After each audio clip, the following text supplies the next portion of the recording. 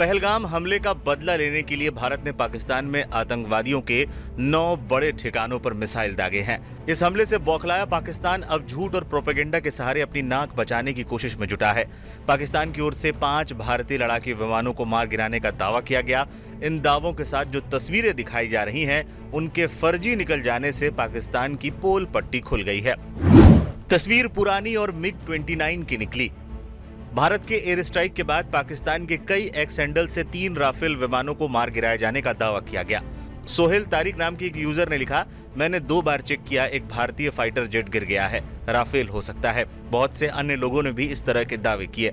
Live Hindustan ने reverse image search किया तो पता चला कि यह तस्वीर पुरानी है। असल में यह तस्वीर 2 दिसंबर 2024 की है, जब राजस्थान के बाड़मेर में एक भारतीय वायुसेना का मिग-29 विमान दुर्घटनाग्रस्त हो गया था। दूसरा दावा भी गलत ही निकला। सोशल मीडिया पर एक और वीडियो शेयर करके दावा किया जा रहा है कि पाकिस्तानी एयरफोर्स ने भारतीय वायुसेना के एक जेट को अखनूर और दूसरे को भटिंडा में मार गिराया। पाकिस्तानी पत्रकार हामिद मीर ने भी एक वीडियो के साथ ये दावा किया। हालांकि ये दावा भी फैक्ट चेक में गलत पाया गया। ये तस्वीर 21 मई 2021 की है, तब पंजाब के मोगा में एक मिग-21 विमान दुर्घटनाग्रस्त हो गया था। इंडियन ब्रिगेड पर हमले की खबर भी झूठी। पाकिस्तान ने एयर स्ट्राइक के बाद तेजी से यह फैलाना शुरू किया कि उसने भारत में सेना के ब्रिगेड हेडक्वार्टर को तबाह कर दिया। पाकिस्तान के लोग इसे तेजी से वायरल करने लगे, लेकिन पीआईबी फैक्ट चेक की ओर से इस दावे को भी झुठला दिया गया। भारत ने आतंकवाद के खिलाफ अपनी सैन्य रणनीति का ऐसा रूप दिखाया जिसकी मिसाल पहले कभी नहीं देखी गई। ऑपरेशन सिंदूर के तहत पहली बार थल सेना, वायुसेना और नौसेना ने एकजुट होकर पाकिस्तान और पीओके में मौजूद 9 आतंकवादी ठिकानों को एक ही रात में निशाना बनाया। विदेश सचिव विक्रम मिस्री और 2 सैन्य महिला अधिकारियों ने इस अटैक की पूरी डिटेल देते हुए कहा, भारत ने पहलगाम आतंकी हमले का बदला ले लिया है। 6 से 7 मई 2025 की रात 1:05 से 1:30 बजे के बीच भारतीय सशस्त्र बलों द्वारा अंजाम दिए गए ऑपरेशन सिंदूर के बारे में जानकारी देंगे। ऑपरेशन सिंदूर 22 अप्रैल को पहलगाम में हुए विभत्स आतंकवादी हमले के शिकार मासूम नागरिकों व उनके परिवारों को न्याय देने के लिए लॉन्च किया गया था। इस कार्रवाई में 9 टेररिस्ट कैंप्स को टारगेट किया गया और पूरी तरह से इसे बर्बाद किया गया। पाकिस्तान में पिछले 3 दशकों से टेरर इंफ्रास्ट्रक्चर का निर्माण हो रहा है। इसमें recruitment, indoctrination centres, training areas व लॉन्च पैड शामिल थे, जो पाकिस्तान और पाक अधिकृत जम्मू कश्मीर POJK दोनों में फैले हैं। POJK के टारगेट आपको बताना चाहूंगी। सबसे पहले सवाई नाला कैंप मुजफ्फराबाद, जो कि POJK के लाइन ऑफ कंट्रोल से 30 किलोमीटर दूर है। यह एक लश्कर तौयबा का ट्रेनिंग सेंटर था।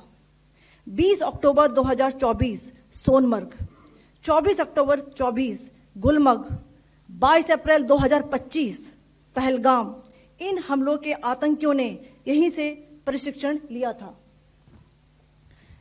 सैयदना बिलाल कैंप मुजफ्फराबाद, यह एक जैश ए मोहम्मद का स्टेजिंग एरिया है। यह हथियार, विस्फोटक और जंगल सर्वाइवल ट्रेनिंग का केंद्र भी था। गुलपुर कैंप कोटली,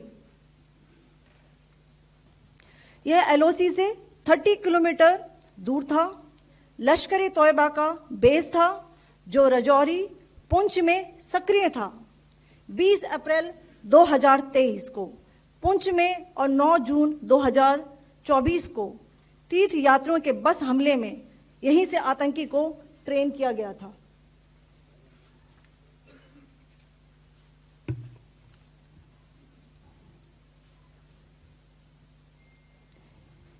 बरनाला कैंप बिम्बर, यह LOC से 9 किलोमीटर दूर है। यहां पर हथियार हैंडलिंग, IED व जंगल सर्वाइवल का प्रशिक्षण केंद्र था। अब्बास कैंप कोटली, यह LOC से 13 किलोमीटर दूर है। लश्कर तौयबा का फिदाइन यहां तैयार होता था। इसकी कैपेसिटी 15 टेररिस्ट को ट्रेन करने की थी। अब मैं पाकिस्तान के अंदर के टारगेट से अवगत कराना चाहूंगी। पहला, सर्जिकल कैंप सियालकोट। यह अंतर्राष्ट्रीय सीमा से 6 किलोमीटर की दूरी पर है। मार्च 2025 में जम्मू एंड कश्मीर पुलिस के 4 जवानों की जो हत्या की गई थी, उन आतंकवादियों को इसी जगह पर ट्रेन किया गया था। दूसरा, महमूना जाया कैंप सियालकोट। यह 18 से 12 किलोमीटर आईबी से दूर था। हिजबुल मुजाहिदीन का बहुत बड़ा कैंप था। यह कठुआ जम्मू क्षेत्र में आतंक फैलाने का नियंत्रण केंद्र था। पठानकोट एयरफोर्स बेस पर किया गया हमला भी इसी कैंप से प्लान और डायरेक्ट किया गया था। मरकज ताइबा मुरीद के, यह आईबी से 18 से 25 किलोमीटर दूरी पर है। 2008 के मुंबई हमले के आतंकी भी यहीं से प्रशिक्षित हुए थे। मरकज सुभान अल्लाह भावलपुर, यह इंटरनेशनल बाउंड्री से 100 किलोमीटर दूर है। जैश ए मोहम्मद का मुख्यालय था। यहां पर रिक्रूटमेंट, ट्रेनिंग व इंडॉक्ट्रिनेशन का केंद्र भी था। शीर्ष आतंकी अक्सर यहां आते थे। मैं आप सबको बताना चाहती हूं कि किसी भी सैन्य ठिकाने का निशाना नहीं बनाया गया और अभी तक किसी तरह की नागरिक क्षति की रिपोर्ट नहीं है। धन्यवाद। जय Hind. The strike on the terror camps were undertaken through precision capability, as shown to you. A niche technology weapons with careful selection of warheads was ensured so that there will be no collateral damage. The point of impact in each of the target was a specific building or a group of buildings. All the targets were neutralized with clinical efficiency, and the results reiterate the professionalism of the Indian Armed Forces in the planning and execution of their operations. No military establishments were targeted. India has demonstrated considerable restraint in its response.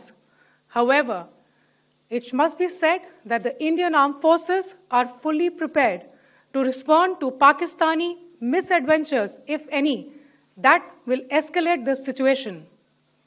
Jai Hind, and thank you very much.